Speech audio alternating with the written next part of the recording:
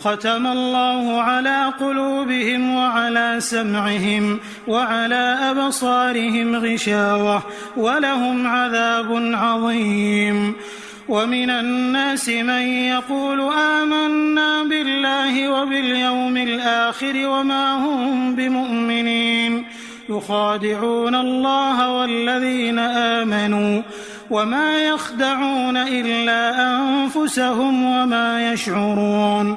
في قلوبهم مرض فزادهم الله مرضا ولهم عذاب أليم بما كانوا يكذبون.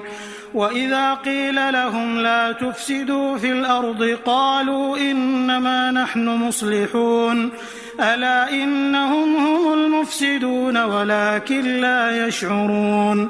وإذا قيل لهم آمنوا كما آمن